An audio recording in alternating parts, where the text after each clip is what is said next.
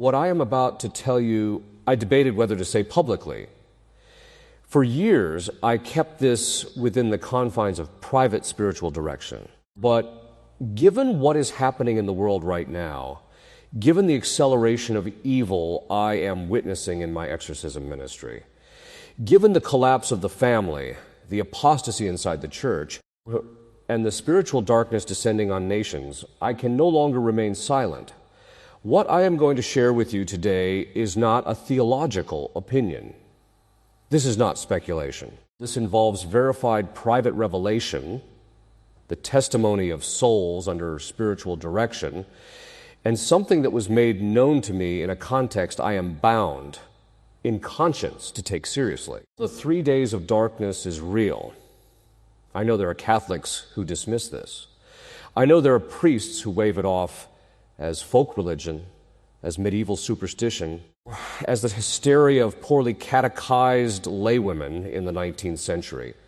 I used to be careful about this topic myself. Careful, guarded, measured. I am not guarded anymore. Because the pattern I am seeing in the souls I counsel, in the demonic entities I encounter during exorcisms, in what they say before they are expelled, all of it is pointing to the same convergence, the same timeline, the same warning, and now I need to tell you about 3 cities, 3 specific cities that were revealed, not to me directly, but through a chain of private revelation that I have carefully examined, cross-referenced with approved Marian apparitions, and measured against the writings of the great mystics of the church. What I am about to tell you may disturb you. It should disturb you, but more importantly, it should prepare you, because the darkness is coming. And most Catholics are not ready. What the church has always known about the 3 days of darkness, let me begin with theology.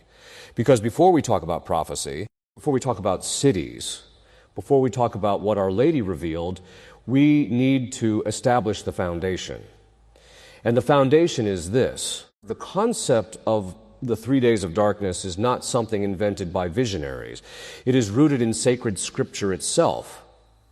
In the book of Exodus, chapter 10, verse 22, we read of the 9th plague sent upon Egypt. Moses stretched forth his hand toward heaven, and there came thick darkness in all the land of Egypt for 3 days. 3 days, total darkness. A supernatural punishment upon a civilization that had hardened its heart against God. This was not a solar eclipse. This was not a weather event. This was a direct intervention of divine providence in the affairs of nations. The fathers of the church understood this.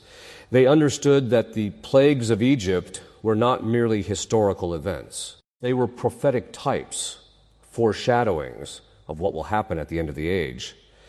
St. Thomas Aquinas in the Summa teaches us that God in his providence permits chastisements upon nations when those nations have reached a degree of corruption that would otherwise spread like a cancer to the entire human race.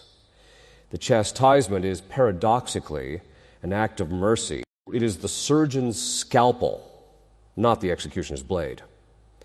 Now, the 3 days of darkness as a prophetic event appears across multiple centuries, multiple mystics, multiple countries. And this is significant. When you see convergence across time and geography in private revelation, that is a signal that demands serious theological attention.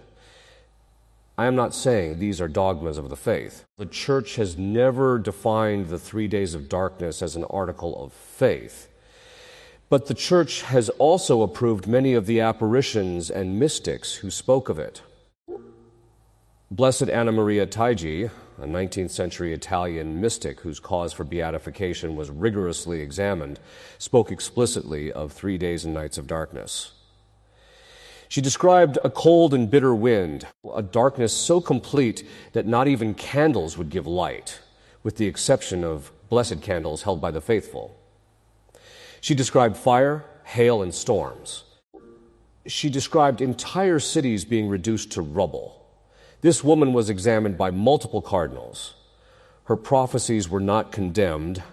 They were taken seriously by the Vatican itself. Then we have St. Padre Pio, a man who bore the stigmata for 50 years, whose sanctity has been confirmed by the Church, who wrote privately to the Commission of Heraldsbach in 1950.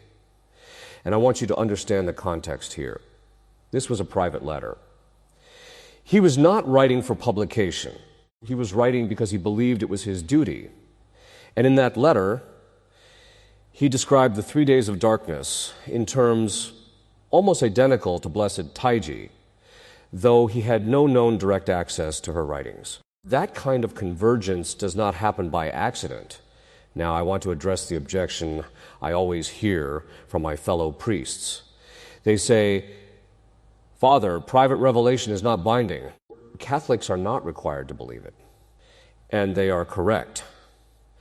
But that argument, while theologically accurate, is also spiritually dangerous when used as an excuse for indifference. The Church does not require you to believe that the sun danced at Fatima on October 13th, 1917. But if you had been standing in that field in Cova da Iria and you chose not to look up because private revelation is not dogma, you would have missed the miracle with your own eyes.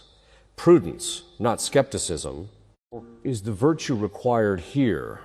Now, here is what I need to establish clearly before we move forward.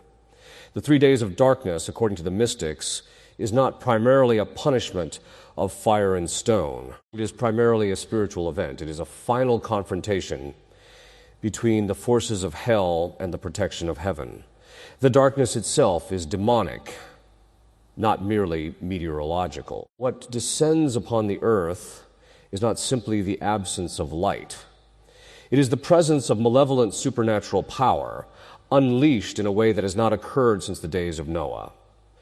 This is why, in my exorcism ministry, I began paying attention when demons, under compulsion, bound by the authority of the Church, began referencing this event. I want to be careful here because demonic testimony is always suspect.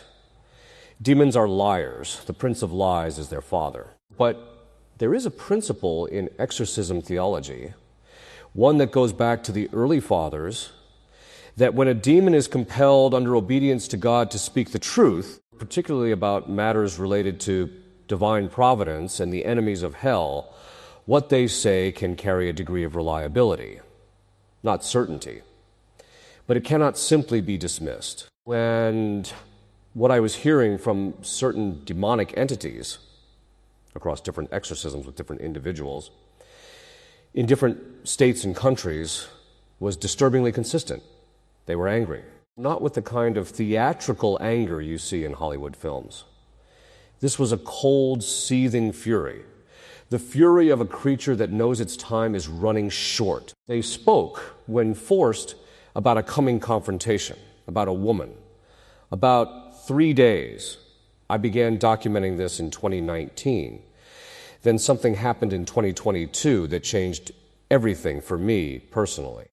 A soul came to me under spiritual direction, a woman of extraordinary holiness, whose entire life of prayer and penance I had been witnessing for over 4 years. She told me that Our Lady had appeared to her, and that Our Lady had shown her something specific. She had shown her 3 cities. I will tell you about those cities. But first, you must understand what the 3 days of darkness actually means for the Church, and why Our Lady's role in this event is not peripheral. It is central, Our Lady's role in the 3 days. The woman clothed with the sun in the book of Revelation, chapter 12, verse 1. St. John writes, "A great sign appeared in heaven, a woman clothed with the sun, with the moon under her feet and a crown of 12 stars on her head." This image is foundational. The Church has always understood this woman to be, at the primary level, the Virgin Mary. And the great dragon, described in verse 3, who waits to devour her child, is Satan himself. This is not allegory. This is cosmic war. What I need you to understand, what most Catholics sitting in their comfortable parishes on Sunday morning have never been taught, is that this war is not finished. Revelation 12 is not a description of something that happened only in the past. It is a living description of the spiritual reality that exists right now. In this moment, in the invisible realm that surrounds us, the battle between Our Lady and the ancient enemy is ongoing. Now, here is where it becomes relevant to the 3 days of darkness. Every single approved apparition of Our Lady in the modern era, La Salette, Lourdes, Fatima, Akita, carries the same thread, the same warning. The message is not, everything is fine, pray a little more, have a nice day. The message is urgent. The message is a warning of chastisement proportional to the degree of sin that humanity has embraced. At La Salette in 1846, Our Lady wept. She wept. Think about that.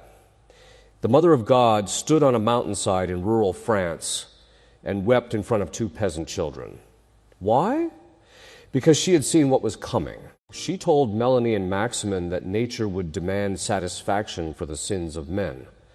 She described famine, plague, wars, and in the secret portion of the message, things so terrible that Pope Pius IX reportedly paled when he read it. At Fatima in 1917, Our Lady showed 3 children a vision of hell. Not a theological concept, not a diagram, a vision, direct, visceral, terrifying. Sister Lucia spent the rest of her life trying to describe what she saw. Millions of souls falling into a sea of fire like snowflakes, shrieking and howling in despair. Well, Our Lady showed this to children, because she needed the world to understand that the stakes are eternal. And then there is Akita, Japan, 1973. Sister Agnes Sasagawa, approved by Cardinal Joseph Ratzinger himself, later Pope Benedict XVI in 1988. At Akita, Our Lady said something that has never been fully absorbed by the Catholic faithful. She said, "Fire will fall from the sky and will wipe out a great part of humanity." She said, "The good as well as the bad will perish, sparing neither priests nor faithful." She described a catastrophe of biblical proportion. These are not the words of a sentimental devotion. These are warnings. Now, in the theology of private revelation, there is a distinction between absolute prophecies and conditional prophecies. An absolute prophecy will happen regardless of human response, where a conditional prophecy depends on the response of humanity. It can be mitigated, delayed, or even averted through prayer and penance. The Ninevites were warned of destruction by Jonah. They repented. The destruction was averted. Most of the great Marian prophecies appear to be conditional. Our Lady comes precisely because she is asking for a response that could change the outcome. But, and this is the part that I find deeply sobering, there is a threshold. There is a point at which the chastisement shifts from conditional to inevitable, not because God becomes vindictive, but because justice requires it. Because the sin has reached a level where the entire spiritual ecology of human civilization is being destroyed. I believe we have crossed that threshold. I did not arrive at that conclusion lightly. I arrived at it after 30 years of dealing with the demonic, after 30 years of sitting across from people whose lives have been shattered by sin and spiritual attack. After 30 years of watching the church from the inside.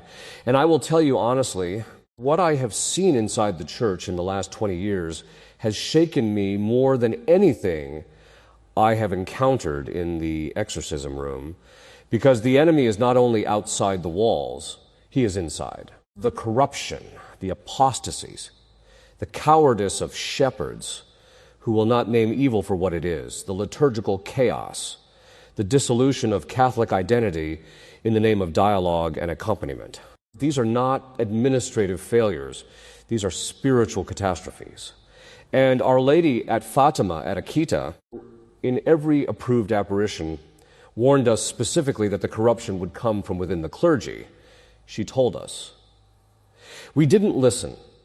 Now, here is the direct connection to the 3 days of darkness. According to multiple mystics, and this is consistent across Taiji, Saint Hildegard of Bingen, and others, the 3 days of darkness will be preceded by a period of intense spiritual darkness, a period where confusion reigns, where truth is suppressed, where the faithful feel abandoned.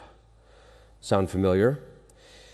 We are in the period of preceding darkness right now, and Our Lady's role in the 3 days is not passive. According to the mystics, she is the one who intercedes at the throne of God for the mitigation of the punishment.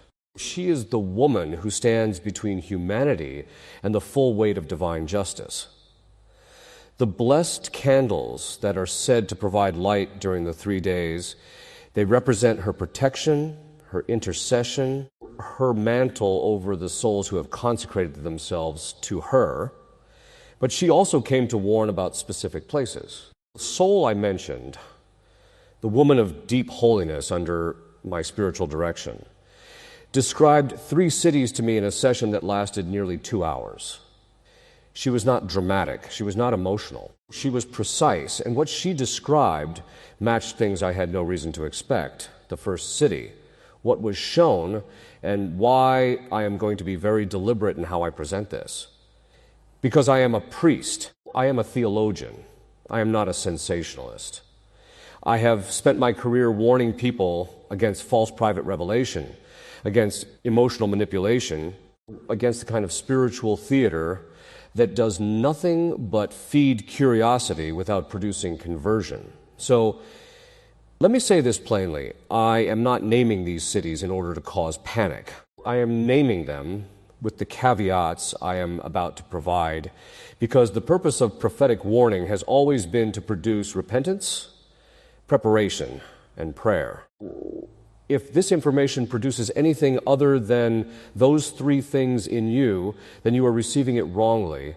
The first city shown to this soul under spiritual direction was a major port city, a city connected to the sea, a city with a long history of both great Catholicism and great apostasy, a city where the faith once flourished and then was systematically destroyed from within, both culturally and institutionally. Now I will not name the city directly, but I will tell you the characteristics that were described to me, and I will let those who have ears to hear. This city was shown in the vision as being struck first, not after the darkness had fully descended, but at the beginning, at the onset of the 3 days. The soul described it as seeing a great light, not a holy light, but a devastating light, followed immediately by the absence of all light. The sequence was rapid. The city was caught unprepared. What was striking, and this is what made me sit up in my chair, was the detail that preceded the catastrophe. She described seeing in the vision the churches of this city, and the churches were empty. Not empty because of persecution, empty because the people had chosen to leave. The pews were abandoned, the tabernacles were present, but the faithful were gone, not driven out by force, but departed by choice. They had drifted. They had chosen the world. This is consistent with what Blessed Taiji described as the spiritual condition that precedes the 3 days. She wrote that the darkness would come upon a world where the majority of even baptized Christians had effectively abandoned the practice of the faith. Not formally, not with a declaration of apostasy, simply by attrition, by distraction, by comfort. The second detail that arrested my attention was this. She described the harbor of the city. She described ships, and the ships were stationary. They were not moving. She interpreted this as signifying that the catastrophe would strike in a moment of commercial activity, of trade, of economic bustling. A moment when the city was most confident in its own productivity, most convinced of its own prosperity. There is a type here that the theologians will recognize immediately. The destruction of Sodom came when Lot's contemporaries were eating and drinking. The flood came when men were marrying and giving in marriage. Divine intervention in the affairs of nations tends to come precisely at the moment when humanity is most deeply convinced that it does not need God. The third detail, and this one I have sat with for a very long time, was the sound she described hearing in the vision. She said it was not an explosion. It was not an impact sound. It was a sound she could only describe as a tearing, as if the fabric of something were being ripped, as if the physical world were being pulled back like a curtain. I know what that means theologically. It means the veil between the natural and the supernatural was being collapsed. The 3 days of darkness, as the mystics have consistently described it, is not merely a physical event. It is a metaphysical event. The laws of nature are being superseded by divine power. What people will experience is not only physical darkness, it is the withdrawal of the natural protection that God's providence ordinarily provides to human civilization. When that protection is withdrawn, even partially, the demonic has access in ways that it normally does not. This is why the instructions given through the mystics are so specific. Stay inside. Do not open doors or windows. Do not look outside. Do not respond to voices calling your name, even if they sound like loved ones. Because during those 3 days, the demonic will be unleashed in a way that is unprecedented in human history. The soul I spoke with asked Our Lady in the vision why this city was first. What had made it the point of initiation? When she described Our Lady's response not as words but as an image, she was shown the history of this city. She was shown its Catholic heritage. She was shown the saints who had walked the streets, the priests who had died for the faith within its borders, the graces that had been poured out upon it over centuries. And then she was shown what had been done with those graces. They had been rejected, not in a single dramatic act of rejection, but slowly.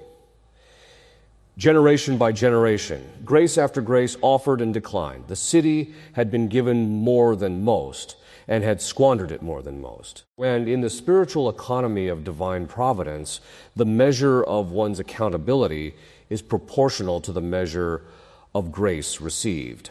To whom much is given, much will be required. This is not a punitive God acting from anger. This is a just God acting from justice. The same justice that is, at its deepest level, an expression of love. Because to allow souls to continue in a trajectory that leads to eternal damnation without any intervention, without any dramatic call to conversion, that would itself be a failure of love. The chastisement on this city is paradoxically a final act of mercy. The question is whether there are enough souls in that city who will hear the warning in time, who will go to confession, who will consecrate themselves to Our Lady, who will light their blessed candles and keep them ready. Because the night is coming, the second city, a warning to the heart of Western power, the second city described in this private revelation is in many ways more disturbing than the first. Because the first city is a city that many Catholics, if they heard its name, would nod and say, yes, I understand. That city has turned from God. There would be a grim familiarity to it, a tragic logic. The second city offers no such comfort because the second city is not known primarily for its apostasy. It is known for its power. It is a city that sits at or near the center of political and cultural authority in the Western world. A city whose decisions affect hundreds of millions of people. A city that, for generations, has projected an image of strength, of civilization, of ordered governance. And that is precisely the problem the soul described being shown this city from above, as if from a great height. When what she saw was extraordinary, she described seeing two realities simultaneously: the visible city as it appears to the human eye, with its monuments, its institutions, its symbols of authority, and beneath it, or perhaps woven into it, a second reality, a spiritual reality.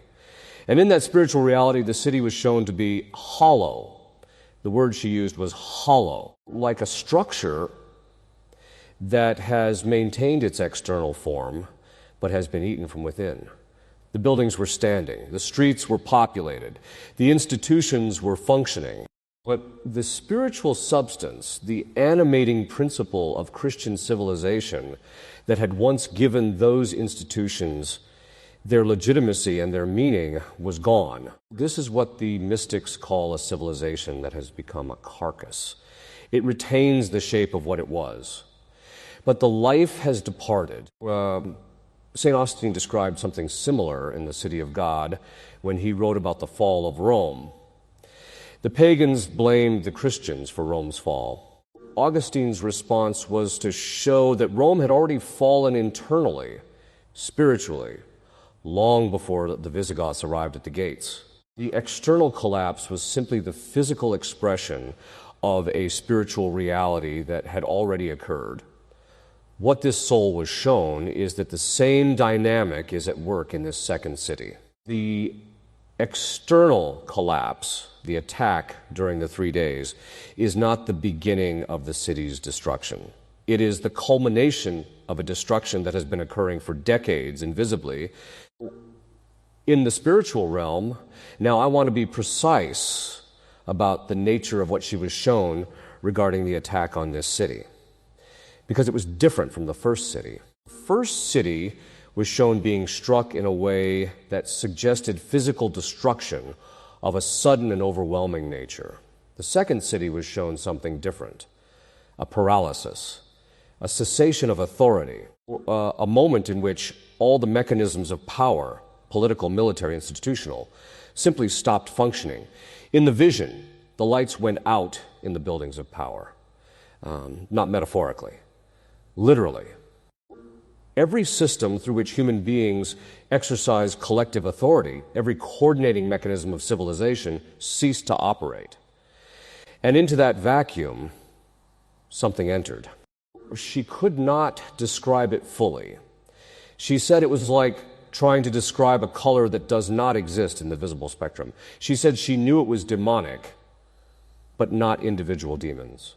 Not the kind of possessing entity I deal with in exorcism. This was something more like a collective spiritual force. A wave of malevolent intention given temporary but terrifying permission to operate freely in the physical world. This is consistent with what the mystics describe as occurring during the 3 days. The Catholic tradition speaks of this period as a time when God withdraws temporarily the restraining hand of his providence. The demonic is normally constrained, not because it lacks the desire to destroy, but because divine providence limits its access. During the 3 days, that limitation is reduced. The demons are given a degree of freedom proportional to the degree of sin that humanity has accumulated. Think of it as a spiritual debt that has been building for generations. The debt comes due. The instructions given through Padre Pio, through Taigi, through others, take on new urgency when you understand this. They said, stay inside, close your windows, close your doors. Do not open them for anyone. Do not look outside, because what will be moving through the streets of these cities during those 3 days is not something that human eyes should behold. It is not something that human psychology can encounter and remain intact. The soul told me that in the vision of this second city, she saw people who had gone outside, people who had not heeded the warning, either because they didn't know it, or because they didn't believe it, or because curiosity overcame prudence. And she described their faces. I will not describe what she described, but I will say this. The instruction to remain inside is not superstition. It is not medieval folklore. It is a spiritual survival instruction from heaven itself, passed down through multiple centuries and multiple mystics, cross-referenced and consistent. And for this second city, this city of power and hollow grandeur, the warning is perhaps more urgent than anywhere else, because the people of power in this city have, more than any others, made themselves into gods. They have sat in their halls of authority and made decisions that have destroyed the family, that have promoted the culture of death, that have systematically dismantled the Christian foundations of Western civilization. And they have done so with the calm confidence of people who believe they are accountable to no one. They are about to discover they are accountable to someone. The response Our Lady asked for regarding this city was specific. She asked for rosaries, not one, not a few. She asked for continuous, sustained, organized chains of rosary prayer from the faithful, directed specifically at the conversion of those in political power and at the mitigation of the coming judgment on this city. Because even now, it is not too late. The window is narrowing, but it is not yet closed. The third city, the one that surprised me most. I have been in this ministry for a long time. I have heard things in the exorcism room that would make a secular psychiatrist question his own sanity. I have sat with mystics and visionaries and discerned their experiences against the gold standard of Catholic theology and the teachings of the saints. I have read the great literature of Catholic mysticism, John of the Cross, Teresa of Avila, Catherine of Siena, Faustina Kowalska. I thought I knew what to expect when this soul described the third city. I was wrong. The third city surprised me, not because of the city itself, though that was unexpected, but because of the reason given for it being included. Because the first two cities had a logic that, once explained, made theological sense. Great apostasy, great accountability, great power, great judgment. The third city followed a different logic entirely. This city is not a capital. It is not a major port. By the standards of global power and influence, it would be considered secondary, perhaps even obscure to people who think in terms of geopolitical importance. And yet, in the vision, it was shown with the same gravity, the same spiritual weight as the other two. The soul asked Our Lady, why? What had this city done? What made it equivalent in terms of prophetic significance to cities that carry vastly greater temporal power? And the answer given was this. It was not what this city had done. It was what this city had been given and what had been done with that gift. This city, and again, I am describing characteristics rather than naming it directly, this city had been the site of a significant religious event within living memory, an event that had drawn the faithful, an event around which a genuine renewal of Catholic life had begun to coalesce. There had been grace poured out in this city, tangibly, visibly, in ways that even skeptics had taken note of. And then something happened. Not a single dramatic event, a slow corruption, a gradual capture of the institutions through which that grace had been flowing. The organizations, the communities, the structures that had been built in the wake of that religious event were, one by one, infiltrated, compromised, rarely here, turned toward purposes that were the opposite of the charism they had been given. And the people of that city, many of them, had either failed to notice or had chosen not to notice. Because noticing would have required action. It would have required standing up, speaking out, paying a social cost. And comfort is a more powerful sedative than most people realize. The third city in the vision was shown not being struck the way the first two were shown. The soul described something different. She described the city being overshadowed, as if a great darkness simply settled upon it, like a fog, like a shroud, not sudden, not violent, gradual and complete. And in that darkness, she said, the people wandered. They were alive, but they could not find each other. They could not find their homes. They could not find the churches. And the churches, those churches that had once been centers of authentic spiritual renewal, were locked from the inside. Locked not by persecutors, but by the people within them. By those who had captured those institutions and who, when the darkness came, chose to protect themselves rather than open the doors to the desperate souls outside. This image shook me more than anything else in the entire account, because I have seen this happen. Not in a prophetic vision, in real life. I have seen communities that were founded on authentic charisms become captured by leadership that is more concerned with institutional survival than with the spiritual welfare of souls. I have seen churches that should be sanctuaries become fortresses of control. And when the sheep need the shepherd most, the shepherd locks the door. Our Lord had a word for that kind of shepherd. He called them hirelings. The third city carries a specific warning for the Catholic faithful, and it is this: do not place your trust in institutions. Do not assume that because something has a Catholic name, a Catholic history, or a Catholic aesthetic, that it is spiritually safe. The greatest spiritual dangers in the coming days will not come from obviously pagan sources. They will come from within structures that look Catholic on the outside. Test everything against the perennial teaching of the Church. Test everything against the Gospels.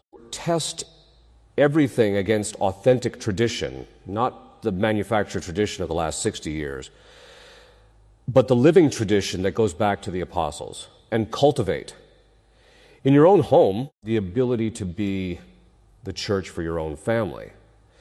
Because the time may come, is perhaps coming, when the institutional church in your area is not available to you in the way you expect. Sacraments may become harder to access. The priests who preach the truth may become fewer. The sanctuaries that are genuinely safe may be more difficult to find. This is not a reason for despair. It is a reason for preparation.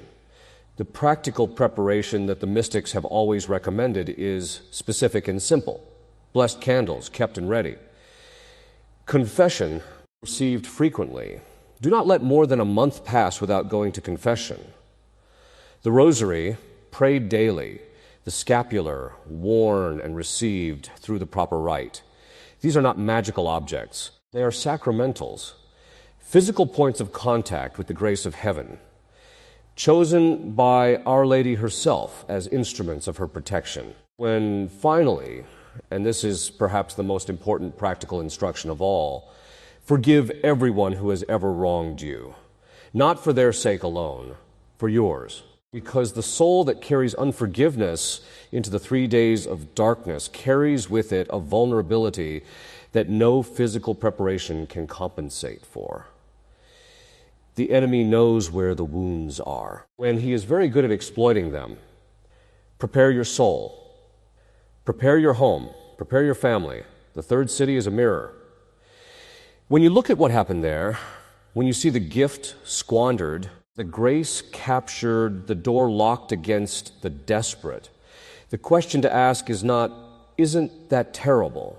The question is that me? Is that my parish? Is that my community? Is that my heart? What you must do before the darkness falls, I want to close this in the way I would close a retreat conference. Because everything I have shared with you today, the theology, the private revelation, the 3 cities, the warnings, all of it is useless if it does not translate into concrete, practical, spiritual action in your daily life. Prophecy without conversion is just entertainment. And I refuse to be entertainment.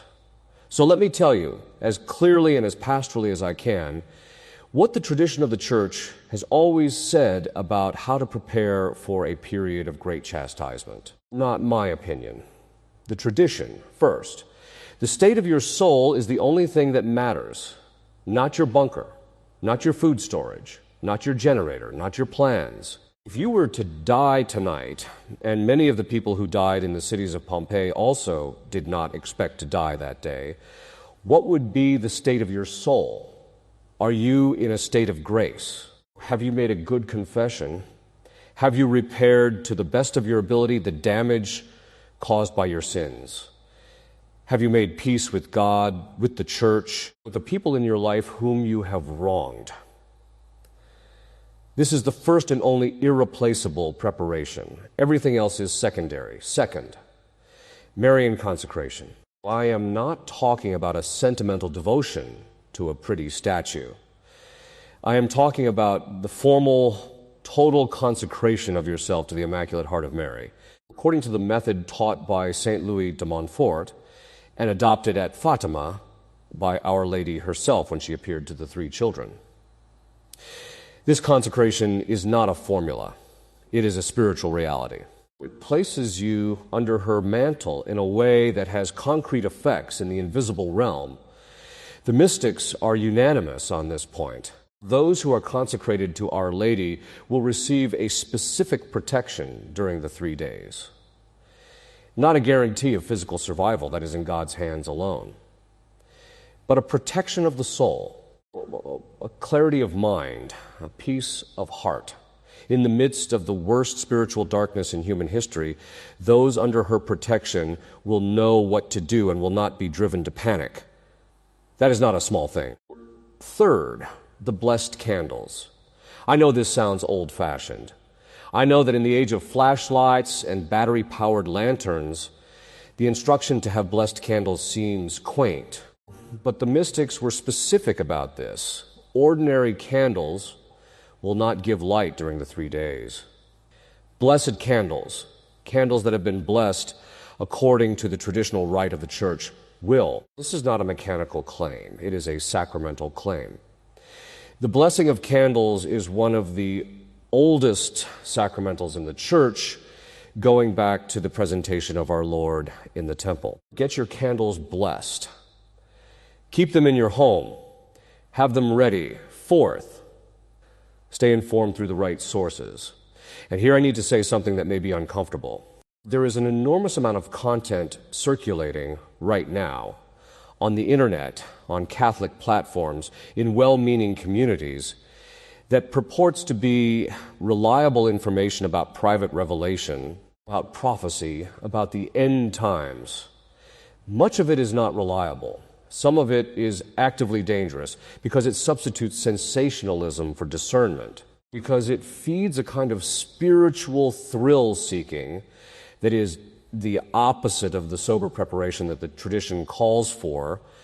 Test every claimed revelation against three things. Does it contradict defined Catholic doctrine? Does it produce fear rather than conversion? Does it come from a source that cannot be verified against the consistent witness of approved mystics and the teaching of the Church? If the answer to any of those three questions is yes, be very careful.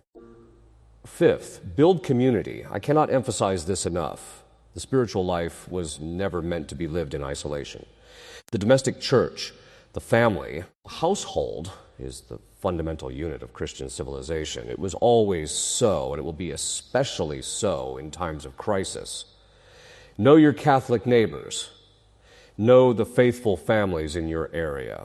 Build the kind of relationships where if something catastrophic were to happen, you would not face it alone. And cultivate relationships with good priests. I say this knowing that the supply of genuinely orthodox, spiritually serious priests is more limited than it should be. But they exist. Find them. Support them. Receive the sacraments from them as frequently as you can.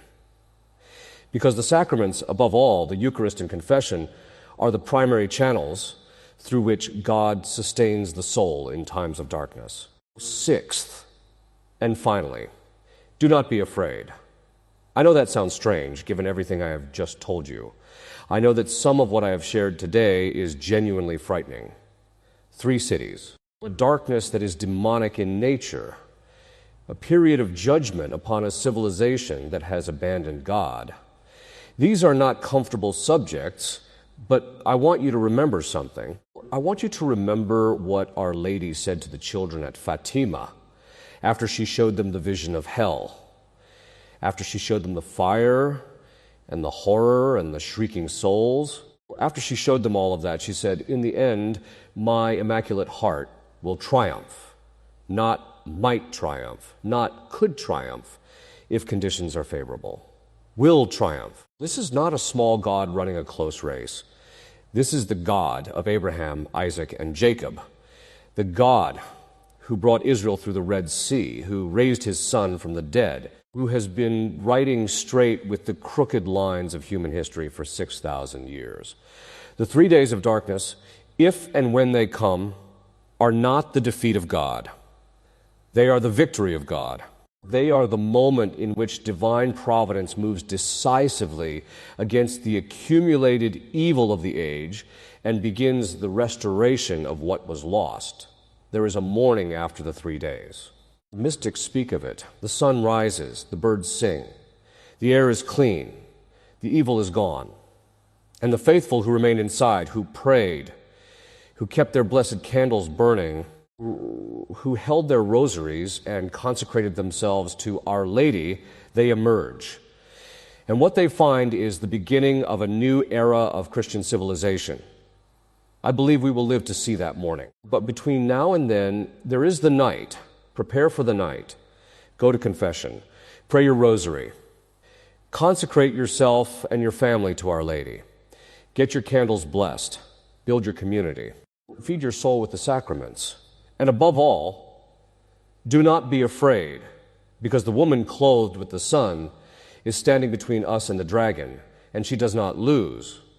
God bless you. May Our Lady of Fatima keep you and your family under her mantle in the days to come.